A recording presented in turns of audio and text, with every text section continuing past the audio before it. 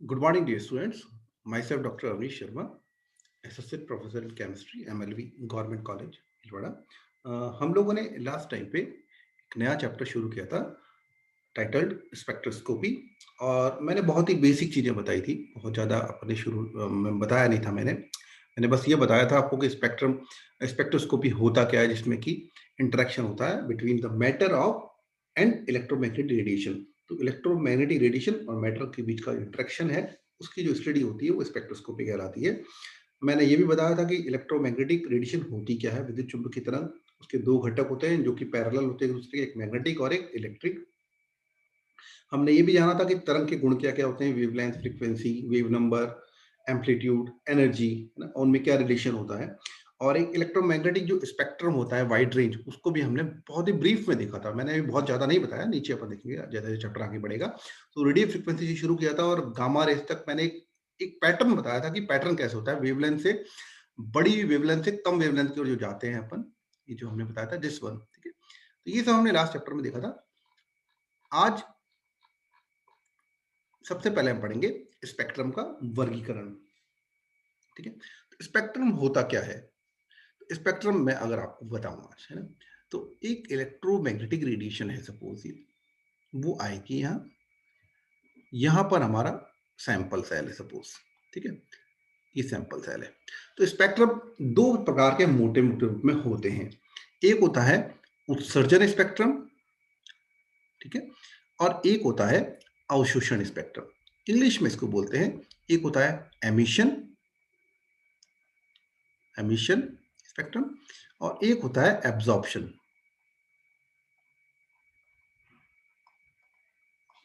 Absorption spectrum. तो दो तरह के स्पेक्ट्रम हमारे पास हो गए हैं, एक एमिशन और एक एब्जॉर्प्शन। तो क्या अंतर है दोनों में, ये मैं जो बता रहा हूं, सबसे पहले सोचिए ये एब्जॉर्प्शन स्पेक्ट्रम है। तो क्या होगा, यहां सैंपल रखा है, वो सैंपल इस इलेक्ट्रोमैग्नेटिक रेडिएशन को एब्जॉर्ब करेगा। तो एब्जॉर्बेंस कैसे नोट करते हैं, सबसे पहले एक खाली सैंपल सेल लेते हैं जिसमें कोई सैंपल नहीं है। यहां से इलेक्ट्रोमैग्नेटिक रेडिएशन हमने इस पे डाला, यहाँ आगे गए हम, यहाँ पे इसमें कई तरह की चीजें होती है, मैं इंस्ट्रूमेंट में बताऊंगा आपको आगे।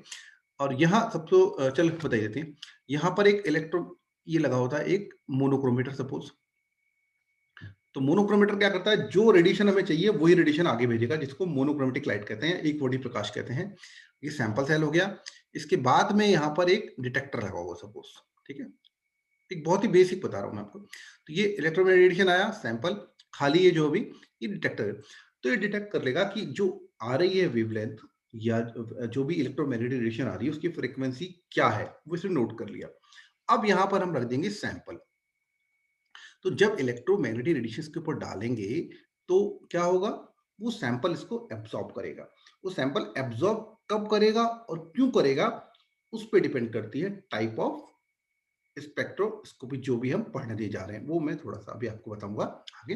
तो वो इसने एब्सॉर्ब किया और एब्सॉर्ब करने के बाद में यहाँ वापस रीडिंग दे दी। तो रीडिंग में आएगा डिफरेंस, क्योंकि पहले सपोज वो न्यू 1 थी, अब आएगा वो न्यू 2। तो दोनों में डिफरेंस आएगा। अब जो फ्रीक्वेंसी आएगी वो कम आएगी पहली किसी, है ना, ये कहलाता है एब्जॉर्प्शन स्पेक्ट्रम। एमिशन स्पेक्ट्रम ये है कि ये जो सैंपल है हमारा, इस सैंपल को हम एक्साइटेड करते हैं। ठीक है, वो सैंपल को गर्म करेंगे, उसको कोई एनर्जी डालेंगे, ठीक है, तो वो हीट करेंगे या फिर, है, तो वो गर्म होगा और वो अपने आप रेडिएशन एमिट करेगा। यहां तो हमने बाहर सोर्स से रेडिएशन लिया था, यहां सैंपल खुद ही एमिट करेगा रेडिएशन, उनको स्टडी किया जाएगा। ये कहलाता है एमिशन स्पेक्ट्रम। ठीक है, ये कहलाता है एब्जॉर्प्शन स्पेक्ट्रम। ठीक है, जैसे मैंने आपको पहले भी बता दिया है। ये दोनों ही स्पेक्ट्रम दो दो तरह के होते हैं, एक होता है सतत स्पेक्ट्रम और एक होता है असतत स्पेक्ट्रम। ठीक है, एक है कंटिन्यूअस और एक अनकंटिन्यूअस, नॉन कंटिन्यूअस। तो जो सतत स्पेक्ट्रम होता है या कंटिन्यूअस स्पेक्ट्रम होता है, इसका सबसे सिंपल एग्जांपल जो हमने पिछली क्लास में ही पढ़ा है वो है विबग्योर। जो विबग्योर होता है, अगर उसको अपन ध्यान से देखेंगे, इसको तो आप घर में भी देख सकते हैं, विबग्योर जो होता है उसको अगर ध्यान से देखें, जो कि एक सनलाइट को हमने प्रिज्म से गुजारा, उसके बाद 7 कलर्स में वो डिवाइड हो जाता है। तो इनमें वॉयलेट कलर कहाँ खत्म हो रहा है, इंडिगो कहाँ से शुरू हो रहा है, या इंडिगो कहाँ खत्म हो रहा है, ब्लू कहाँ से शुरू हो रहा है, या ब्लू कहाँ खत्म हो रहा है, ग्रीन कहाँ से शुरू हो रहा है, ऐसे ऑरेंज कहाँ खत्म हो रहा है, रेड कहाँ से शुरू हो रहा है, ये नहीं पता चलता है। ये एक दूसरे पे इस तरह ओवरलैप रहते हैं, इस तरह कलरिंग होती है। तो इसको हम कहते हैं कंटिन्यूअस स्पेक्ट्रम। ठीक है, और अगर हम इस स्पेक्ट्रम में हम ये बता लगा पाए कि ये लाइन यहाँ थी, इसके बाद डार्क क्षेत्र आ गया, फिर दूसरा शुरू हुआ, फिर तीसरा शुरू हुआ, इनके बीच में अगर गैप हो और हम क्लियरली इनको स्पेसिफाई कर पाएंगे कौन सा पीक कहाँ है, तो उसको हम कहते हैं असतत स्पेक्ट्रम। ओके, तो ये जो असतत स्पेक्ट्रम है ये या सतत स्पेक्ट्रम है, ये भी दो तरह के होते हैं, लाइन स्पेक्ट्रम है, बैंड स्पेक्ट्रम। तो लाइन स्पेक्ट्रम में लाइन मिलती है, बैंड में बैंड मिलता है, as simple as it defined है ना। ठीक है, अब जो हमारे काम के हैं, जो आपके कोर्स में है, वो होते हैं, वो सारे जो भी है मॉलिक्यूलर स्पेक्ट्रम है जो हम पढ़ेंगे, वो है अवशोषण स्पेक्ट्रम। सबसे पहली बात एब्जॉर्प्शन स्पेक्ट्रम, जिसके अंदर की इलेक्ट्रोमैग्नेटिक रेडिएशन डाली जाएगी सैंपल पे, सैंपल उनको एब्जॉर्ब करेगा और रिजल्टेंट हमें स्पेक्ट्रम देगा। स्पेक्ट्रम क्या होता है मैंने बता दिया, arrangement of electromagnetic radiation according to their wavelength, frequency और वेव नंबर। तो अवशोषण स्पेक्ट्रम हम पढ़ेंगे। अवशोषण स्पेक्ट्रम में भी हम पढ़ेंगे वो असतत स्पेक्ट्रम है, असतत में भी जो बैंड स्पेक्ट्रम है वो हम पढ़ेंगे। तो वो है एक घूर्णन, एक कंपन घूर्णन और एक इलेक्ट्रॉनिक। ठीक है, रमन स्पेक्ट्रम भी हम पढ़ेंगे। तो ये जो मैंने ऊपर बताया उसको और बता देता हूँ आपको। सबसे पहला उत्सर्जन स्पेक्ट्रम एंड अवशोषण स्पेक्ट्रम। तो उत्सर्जन स्पेक्ट्रम जो सैंपल को गर्म किया, ठीक है, जैसे किसी गैस में इलेक्ट्रिक डिस्चार्ज कर दिया तो वो एक्साइटेड हो जाएगा और वो विकिरण उत्सर्जित करने लगेगा। उन विकिरण का हम स्टडी करेंगे, वो कहलाता है उत्सर्जन स्पेक्ट्रम। और वहीं जब किसी सोर्स से, जो मैंने बताया जैसे इलेक्ट्रोमैग्नेटिक प्राप्त हुआ, उसको उस मैटर से गुजारा, चाहे मैटर ठोस हो, चाहे द्रव हो, चाहे गैस हो, तो वो उस इलेक्ट्रोमैग्नेटिक रेडिएशन के कुछ पार्ट को एब्जॉर्ब कर लेगा और जो रिजल्टेंट या परिणामी प्रकाश होगा उसका हम एनालिसिस करते हैं और अवशोषण स्पेक्ट्रम प्राप्त होता है। इसी के अंदर जो मैंने बताया कंटिन्यूअस एंड डिसकंटिन्यूअस, सूर्य के प्रकाश को प्रिज्म से गुजारते हैं, वो 7 कलर्स में है, पर विभाजन नहीं है कि कौन सा कलर कहाँ खत्म हो रहा है और कहाँ वो प्राप्त हो रहा है। जबकि सोडियम का जो स्पेक्ट्रम होता है, सोडियम वाष्प से प्राप्त स्पेक्ट्रम, दो चमकदार रेखाएं दिखाई देती हैं, एक 5890, एक 5896। तो एकदम क्लियर दिखाई देती है कि ये अलग रेखा है और ये अलग रेखा है, इनमें ओवरलैपिंग नहीं है। तो ये कहलाता है असतत स्पेक्ट्रम। इन्हीं को हमने दो में बांटा था। फिर रेखीय स्पेक्ट्रम, ये एटॉमिक स्पेक्ट्रम भी कहलाता है। ठीक है, जिस की वाष्प से उत्सर्जित प्रकाश को किसी स्पेक्ट्रोस्कोप से देखने पर प्राप्त स्पेक्ट्रम, ये पट्टियां बैंड के रूप में होता है, या आणविक स्पेक्ट्रम भी कहलाता है। ठीक है, तो ये सब स्पेक्ट्रम के बारे में। अब ये जो अभी तक अपन ने पढ़ा, ये बहुत ही बेसिक नॉलेज है। जो आगे जो हम पढ़ने वाले हैं उसको पढ़ने से पहले जानना थोड़ा बहुत जरूरी है कि हम भाई पढ़ किस तरह कर रहे हैं। एब्जॉर्प्शन पढ़ रहे हैं, एमिशन पढ़ रहे हैं, या स्पेक्ट्रम होता क्या है, इलेक्ट्रोमैग्नेटिक रेडिएशंस क्या है, वेव क्या होती है। तो ये सब चीजें हम जान चुके हैं, पहले भी आप लोगों ने पढ़ा है पिछली क्लास में, इसलिए ज्यादा मुश्किल नहीं आएगी आपको समझने में। अब जो है इंटरेस्टिंग चीज वो हम शुरू करते हैं, आणविक स्पेक्ट्रम की उत्पत्ति। तो मैं आपको थ्योरी बढ़ाऊं उससे पहले मैं अपनी सिंपल लैंग्वेज में आपको समझा देता हूं। जस्ट मैं थोड़ी जगह खाली होता क्या है। सपोज ये मॉलिक्यूल है आपके पास, तो आपको दिख रहा होगा ये, हाँ ये सपोज ये मॉलिक्यूल, इसको मॉलिक्यूल मानिए। ये एक एटम यहाँ लगा हुआ है, एक एटम यहाँ है, बीच में ये बॉन्ड है ना, या इसको यहाँ बना लेते हैं हम। ये हमारे पास एक मॉलिक्यूल है, सिंपल डायटोमिक मॉलिक्यूल ले लीजिए। इस मॉलिक्यूल में कितनी तरह के मोशंस आप मानते हैं, है ना? तो सबसे पहला जो मोशन होता है वो, इसका मोशन ये होता है कि ये मॉलिक्यूल एक जगह से दूसरी जगह पे जाए, यहां से यहां, यहां से यहां, यहां से यहां, यहां से यहां। इस मोशन को हम कहते हैं, जिसमें मॉलिक्यूल ऐसे ही इधर उधर जाता है, इस मोशन को हम कहते हैं स्थानांतरण या ट्रांसलेशन। ठीक है, तो ये पहली तरह का मोशन है जिसे कहते हैं स्थानांतरण या ट्रांसलेशन मोशन। इस मॉलिक्यूल के अंदर बहुत ही कम एनर्जी चाहिए होती है। एक बहुत ही मतलब ये इंपॉर्टेंट चीज है जो मैं यहाँ बता रहा हूं आपको, कि अगर हमें कोई भी स्पेक्ट्रोस्कोपी पढ़नी है तो उसमें हमेशा कोई ना कोई संक्रमण होगा, पहली बात। किनके बीच होगा? ऊर्जा स्तरों में। ठीक है, ऊर्जा स्तरों में। ट्रांजिशन जिसे हम इंग्लिश में बोलते हैं, तो संक्रमण अवश्य होगा वहां पे एनर्जी लेवल्स के बीच में। ये कंडीशन है किसी भी स्पेक्ट्रोस्कोपी की, पहली चीज। दूसरी चीज, ऊर्जा स्तरों में संक्रमण तभी हो पाएगा जबकि वो क्वांटाइज्ड है, ठीक है। तो क्वांटाइजेशन बहुत ही इंपॉर्टेंट है,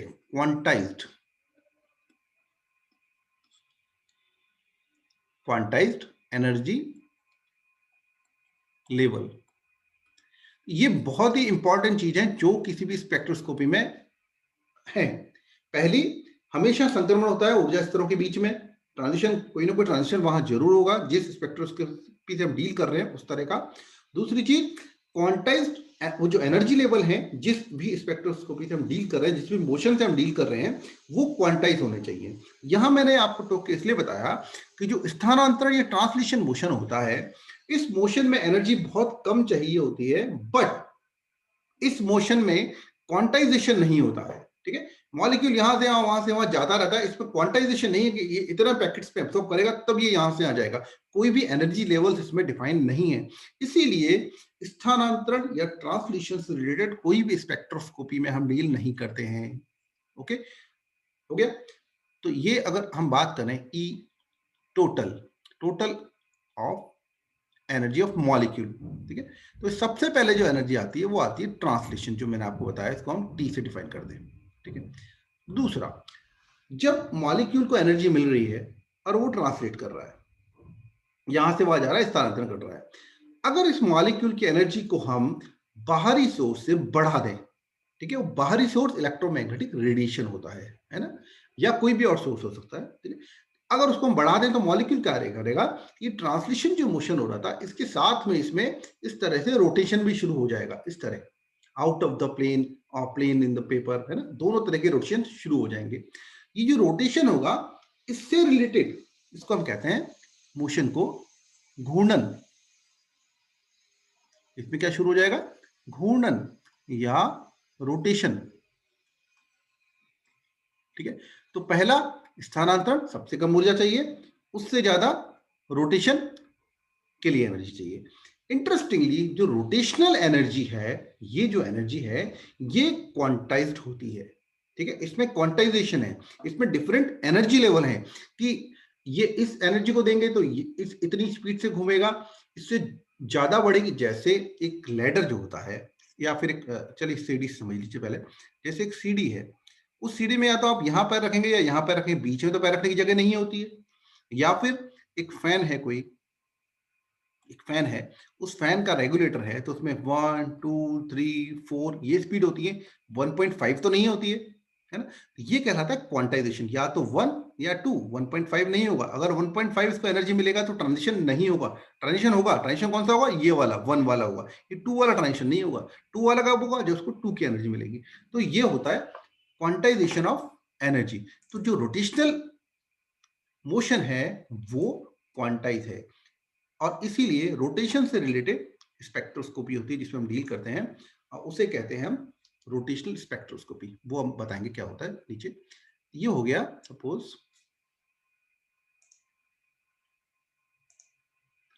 ओके, तो ये एनर्जी दूसरी हो गई, इसको हम कह दिया ई आर, सपोज ये थी ई टी, है ना, E T for translation, E R, R for rotational. अब मॉलिक्यूल रोटेट कर रहा है, इस रोटेशन में हम इसने और हमने एनर्जी और बढ़ा दी, ठीक है। तो मॉलिक्यूल क्या करेगा, रोटेशन करेगा, तेज रोटेट करेगा, रोटेट करेगा तो क्या करेगा, बॉन्ड, ये जो मॉलिक्यूल्स है इसके ये एटम है, ठीक है, ये एटम है, ये एटम जाएंगे बाहर की ओर। दो तरह के फोर्सेस होते हैं ना, एक होता है सेंट्रीपीटल और एक होता है सेंट्रीफ्यूगल। एक होता है अभिकेंद्रीय, एक होता है अपकेंद्रीय, तो दो तरह के फोर्सेस काम करेंगे। तो जो एक फोर्स होगा अपकेंद्रीय, वो तो इसको बाहर की तरफ खींचेगा, और एक फोर्स होगा वो उसको अंदर की तरफ खींचेगा, बाहर अंदर बाहर अंदर बाहर, इस तरह करेगा तो क्या होगा, इनमें वाइब्रेशन शुरू हो जाएगा, ठीक है। तो तीसरा जो मोशन होता है वो कहलाता है हमारा कंपन या वाइब्रेशन, ठीक है। तो तीसरी एनर्जी यहां लिख लेते हैं पहले, ये होगी ईवी। इंटरेस्टिंगली ये जो कंपन हमारा जो एनर्जी है या वाइब्रेशन मोशन जो है, ये भी क्वांटाइज होता है। तो ये भी हमारे लिए बहुत यूजफुल है इससे जुड़ी हुई स्पेक्ट्रोस्कोपी होती है। इसमें भी डिफरेंट एनर्जी लेवल्स होते हैं जहां पर कि मॉलिक्यूल जा सकता है, जहां पर मॉलिक्यूल ट्रांजिट कर सकता है। संक्रमण जरूरी है। संक्रमण कब होंगे? जब ऊर्जा स्तर क्वांटाइज होंगे, वो यहां पर दोनों कंडीशन फुलफिल होती है। ठीक है। और चौथी एनर्जी, अगर हमने और ज्यादा एनर्जी बढ़ाई, एक और चीज, जब हम कंपन कर रहे हैं, जब हम एनर्जी बढ़ा दिया है, तो जब कंपन मॉलिक्यूल में हो रहा है तो उसको इसके लायक एनर्जी तो मिल ही रही है। ठीक है। तो हमेशा जब भी कंपन होते हैं साथ में घूर्णन होता ही है। whenever there is vibration, rotation is already there। ठीक है। क्योंकि इतनी एनर्जी इसके बाद है, तो वाइब्रेशन जब होगा रोटेशन भी होगा, है ना। रोटेशन होगा देन वाइब्रेशन होगा। अब एनर्जी और बढ़ा दी, एनर्जी और बढ़ा दी, अब क्या होगा? पहले मॉलिक्यूल घूर्णन कर रहा था, रोटेट हो रहा था, वाइब्रेट होना भी शुरू हो गया।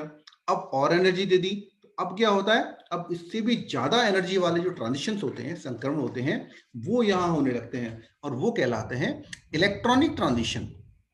तो वो होती है ई, और वो भी क्वांटाइज है। ये इलेक्ट्रॉनिक ट्रांजिशन ही वो ट्रांजिशन है जो कि आपने हाइड्रोजन स्पेक्ट्रम में पढ़े थे बोहर की थ्योरी के दौरान। लाइमन, बामर, पैचन, ब्रैकेट फंड जो हमने पढ़ा था, वो सब इलेक्ट्रॉनिक ट्रांजिशन थे। ओके।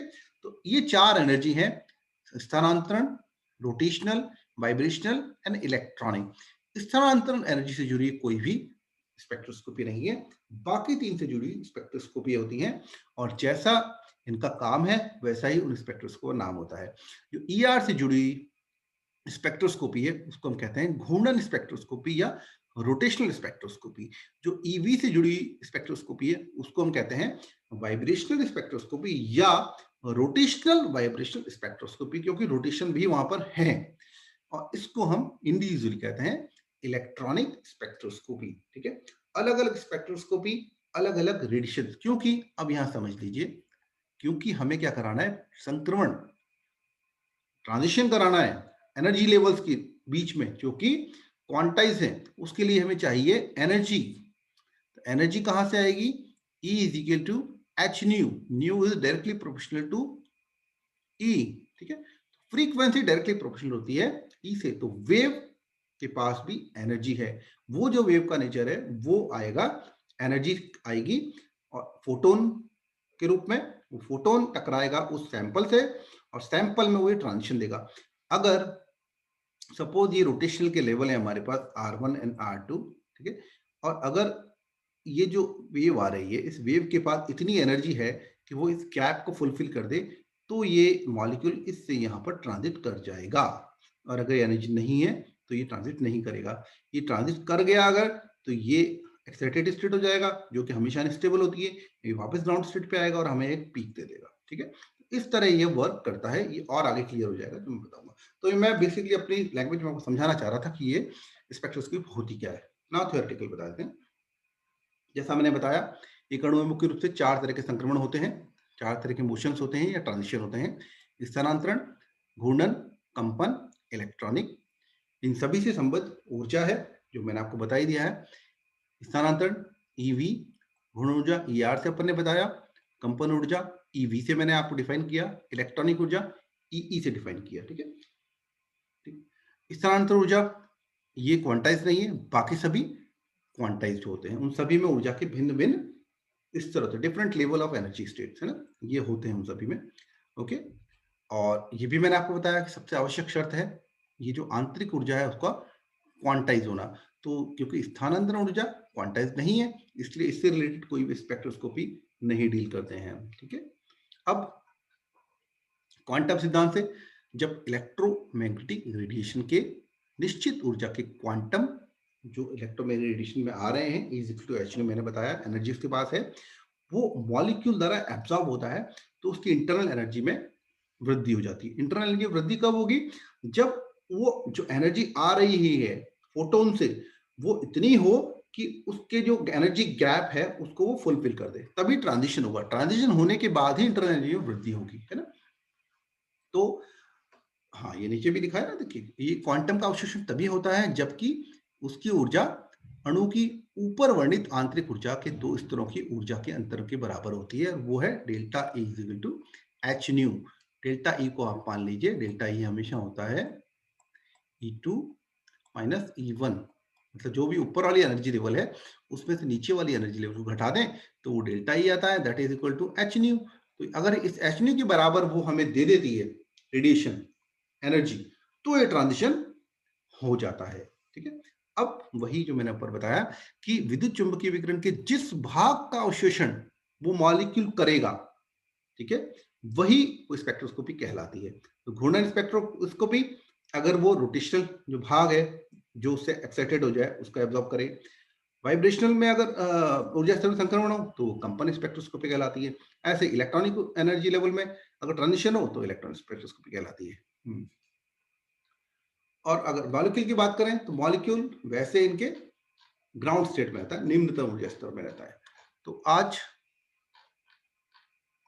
हमने जाना कि स्पेक्ट्रम के प्रकार क्या हैं और आणविक स्पेक्ट्रम की उत्पत्ति कैसे होती है ना। तो अब मैं एक आपको फिगर दिखाता हूं जो मैंने बेनवेल से लिया है। आई एम कोटिंग हियर, बेनवेल से लिया है मैंने ये। बहुत ही इंटरेस्टिंग और फिजिकल स्पेक्ट्रोस्कोपी की इंग्लिश मीडियम की बहुत ही अच्छी किताब है बेनवेल की, और आपको ऑनलाइन वैसे पीडीएफ मिल जाता है उसका, वो अगर देखें उसको। तो ये एक पूरा व्यू दे रहा है स्पेक्ट्रोस्कोपी का बहुत ही इंटरेस्टिंगली, है ना। तो ये क्या हो रहा है देखिए, ये तरह तरह की स्पेक्ट्रोस्कोपी है। सबसे पहले nuclear magnetic resonance, electronic spin, electron spin resonance, microwave, infrared, visible and ultraviolet, X-ray and gamma rays. तो ये इलेक्ट्रोमैग्नेटिक स्पेक्ट्रम है, इसको आप समझ लीजिए, क्योंकि यहाँ हम अगर लेफ्ट टू राइट इस तरह बढ़ रहे हैं तो हमारा वेवलेंथ क्या हो रहा है, कम होता जा रहा है, एनर्जी बढ़ती जा रही है, एनर्जी इस साइड बढ़ रही है, फ्रीक्वेंसी बढ़ रही है, वेव नंबर बढ़ रहा है, और इस साइड में हमारा लैम्डा ज्यादा है ना। तो एनर्जी इधर बढ़ रही है, तो जैसे जैसे हम एनर्जी बढ़ाएंगे वैसे वैसे उस मॉलिक्यूल में जो ट्रांजिशन हो रहा है उसकी जो जिसे कहते हैं हम, जिसकी ताकत है जो, वो पावर बढ़ती जाती है, और वो ट्रांजिशन उतना ही अंदर से होगा। जैसे सपोज ये हमारे कोर्स में नहीं है, ये हमारे कोर्स में अभी नहीं है, ठीक है। मैं माइक्रोवेव से शुरू करता हूँ। वैसे इस एनएमआर बहुत इंटरेस्टिंग है, ये सब मैं बता सकता हूँ, पर आपको कोर्स है आपके लिए, इसमें रेडियो फ्रिक्वेंसी यूज आती है वैसे। तो माइक्रोवेव, ये मैंने बताया था आपको, मॉलिक्यूल रोटेशन, ठीक है। होता क्या है, जब मॉलिक्यूल इलेक्ट्रोमैग्नेटिक रेडिएशन को एब्जॉर्ब करेगा, उससे क्या हो रहा है, चेंज ऑफ ओरिएंटेशन हो रहा है मॉलिक्यूल के अंदर। ये चेंज ऑफ ओरिएंटेशन जो हो रहा है, ये चेंज ऑफ ओरिएंटेशन क्वांटाइज्ड है, बहुत ही सिंपल चीज है, ठीक है। तो यहां से इलेक्ट्रोमैग्नेटिक रेडिएशन आया, ठीक है, ये आया सपोज। यहां हमने एक मोनोक्रोमीटर लगाया। मोनोक्रोमीटर क्या करेगा, उस इलेक्ट्रोमैग्नेटिक रेडिएशन से जो स्पेक्ट्रोस्कोपी में हम डील कर रहे हैं, उसी पर्टिकुलर स्पेक्ट्रोस्कोपी से रिलेटेड जो विद्युत चुंबकीय तरंग है उनको ही अंदर आने देगा, बाकी सब नहीं आने देगा, क्योंकि जितना ज्यादा इलेक्ट्रोमैग्नेटिक आएगा उतना ही ज्यादा ट्रांजिशन होंगे तरह तरह के, जबकि हमें उनसे कोई लेना देना नहीं है, और जो हमारा स्पेक्ट्रम है वो बहुत ही कॉम्प्लेक्स हो जाएगा, उनको हम देख नहीं पाएंगे, क्योंकि स्पेक्ट्रोस्कोपी का बहुत ही इंपॉर्टेंट पार्ट है इंटरप्रिटेशन। स्पेक्ट्रम तो हमें मिल गया कागज पे, लेकिन उसको इंटरप्रेट कैसे करोगे, उसको जबान तो है नहीं, तो उसको इंटरप्रेट करना पड़ेगा हमें प्रीवियस डाटा से, या हमारी नॉलेज से जो हमने इनहेरेंट किया है, जो हमने प्राप्त की है, ठीक है। तो इसीलिए मोनोक्रोमेटिक रेडिएशन चाहिए होता है हमें, इसमें इंफ्रारेड नहीं चाहिए, हमें सिर्फ माइक्रोवेव चाहिए। तो वो मोनोक्रोमेटिक रेडिएशन यहाँ से निकलेगी। यहाँ पर हमने सैंपल सेल ले लिया, ये एक स्पेक्ट्रोफोटोमीटर है, सबसे सिंपलेस्ट होता है। यहाँ पर हमने एक सैंपल सेल ले लिया, तो ये सैंपल सेल में आएगा, उसके बाद में यहाँ से निकलेगा, और ये यहाँ पर एक स्लिट भी लगा देते हैं ताकि स्ट्रेट जाइए। देन यहाँ पर होता है डिटेक्टर। डिटेक्टर कई तरीके होते हैं, डिपेंड करता है कौन सी स्पेक्ट्रोस्कोपी में हम डील कर रहे हैं, किसी में हम उसको किसी फिजिकल प्रॉपर्टी से उसको कोरिलेट कर देते हैं, कहीं पोलैरिटी मेजर करते हैं, कहीं करंट मेजर कर लेते हैं, करंट में चेंज कर देते हैं, इस तरह से। तो सबसे पहले तो हम खाली सैंपल सेल रखेंगे और इलेक्ट्रोमैग्नेटिक रेडिएशन हर डालेगा, मोनोक्रोमेटिक रेडिएशन आएगी, सेल में आएगी, और यहाँ हमने इसको डिटेक्ट कर लिया कि ये माइक्रोवेव है हमारे पास। अब क्या करेंगे, अब हम इसके अंदर सैंपल रखेंगे। उस सैंपल की कुछ कंडीशंस होनी चाहिए, अगर हमें इस पर्टिकुलर स्पेक्ट्रोस्कोपी से डील कर रहा है, वो हम आगे पढ़ेंगे जब स्पेक्ट्रोस्कोपी पढ़ेंगे। तो यहाँ पर सपोज वो ये सारी चीजें फुलफिल करता है, और यहाँ पर इस मॉलिक्यूल की ओरिएंटेशन में चेंज हो गया, उसमें रोटेशन जो था वो जिस एनर्जी लेवल पे था उससे आगे बढ़ गया, उसमें रोटेशन तेज हो गए। तो जैसे ही रोटेशन तेज हुए, वो कहां से हुए, वो हुए इलेक्ट्रोमैग्नेटिक रेडिएशन से प्राप्त ऊर्जा से। तो अगर उसकी ऊर्जा इसको प्राप्त हो गई है तो उसकी ऊर्जा कम हो गई ऑब्वियसली, ठीक है। तो आगे हम उस ऊर्जा को नोट कर लेंगे यहाँ पर, और वो हमें पीक के रूप में मिलता है, ठीक है, एब्जॉर्प्शन पीक मिलती है कि कहाँ एब्जॉर्ब हुआ है। ओके, तो ये जो इंफॉर्मेशन है ये हमें काफी कुछ बताती है। इसके द्वारा बेसिकली माइक्रोवेव से हमें पता चलता है बॉन्ड लेंथ निकाल सकते हैं हम, इससे आइसोटोपिक एविडेंस निकाल सकते हैं। ये सब चीजें हम पढ़ेंगे आगे। देन एनर्जी और बढ़ाई, वेवलेंथ एनर्जी बढ़ रही है ना इधर, एनर्जी जैसे बढ़ी, यहां शुरू हो जाता है चेंज ऑफ कॉन्फ़िगरेशन। ये ओरिएंटेशन चेंज हो रहा था सिर्फ, अब यहाँ पर अभिविन्यास ही, कॉन्फ़िगरेशन ही चेंज हो रहा है। ठीक है, ऐसे ऐसे होने लग गया, वाइब्रेशन होने लग गए। वाइब्रेशन भी कई तरीके के होते हैं, स्ट्रेचिंग, वैगिंग, है ना, कई तरह के होते हैं। तनन और बंकन जैसे हम कहते हैं, ये बैंडिंग हो गया, है ना? तो ये वाइब्रेशन हो रहे हैं। अब वाइब्रेशन होगा, सेम वही इलेक्ट्रोमैग्नेटिक रेडिएशन, लेकिन यहाँ पर क्या होगा, सोर्स चेंज हो जाएगा। वहां सोर्स अलग होता है, यहाँ सोर्स जो कहाँ, कहीं पे टंगस्टन लेते हैं, कहीं नेस्ट ग्लोअर लेते हैं, जो रिक्वायर्ड है। तो यहाँ हमें आईआर चाहिए, तो आईआर नेस्ट ग्लोअर लेंगे, और इसके अंदर यहाँ वही मोनोक्रोमेटिक, सिर्फ आईआर यहाँ आएगा। सैंपल पहले खाली रखा जाएगा, देन सैंपल एब्जॉर्ब करेगा, उसमें चेंज इन कॉन्फ़िगरेशन होगा और आईआर की पिक मिल जाएगी। ठीक, ऐसे ही आगे बढ़ेंगे। और एनर्जी विजिबल एंड अल्ट्रावायलेट, ठीक है, और ठीक है, तो ये क्या करेगा, चेंज ऑफ इलेक्ट्रॉनिक डिस्ट्रीब्यूशन, तो जो आउटर वैलेंसी शेल के इलेक्ट्रॉन है वहां पर ट्रांजिशन कर देता है। ये इसकी रेंज बताई हुई है सारी, कहां से कहां तक होता है ये, है ना, सेंटीमीटर इनवर्स में है, ये हर्ट्ज में है। तो ये आउटर शेल इलेक्ट्रॉन, वो सेम प्रोसेस यहाँ पर टंगस्टन लैंप ले लिया सपोज, जो कि यूवी विजिबल देता है ना, अल्ट्रावायलेट से मिल जाएंगी या किसी सोर्स से, तो वो same electromagnetic radiation, monochromatic radiation, एक वर्णी प्रकाश आएगा, सैंपल सेल खाली, देन भरा, सेम प्रोसेस, बस चेंज क्या हो रहा है, इलेक्ट्रोमैग्नेटिक रेडिएशन और कंडीशन इस मॉलिक्यूल को फुलफिल करेगा, तभी ये स्टडी कर पाएंगे। वो क्या होती है, अपनाने पड़ेंगे। देन एक्सरे, इसमें भी चेंज ऑफ इलेक्ट्रॉनिक कॉन्फ़िगरेशन हो रहा है, बट क्या फर्क है, यहां पर आउटर शेल के होते हैं, यहां पर इनर शेल के होते हैं, क्योंकि इसकी एनर्जी बढ़ गई है और इसका जो पेनिट्रेटिंग पावर है वो ज्यादा है एक्सरे का, तो वो और ज्यादा अंदर से कर पाता है। और देन गामा रेज, ये चेंज ऑफ न्यूक्लियर कॉन्फ़िगरेशन, ये न्यूक्लियर का कॉन्फ़िगरेशन इसने चेंज कर दिया।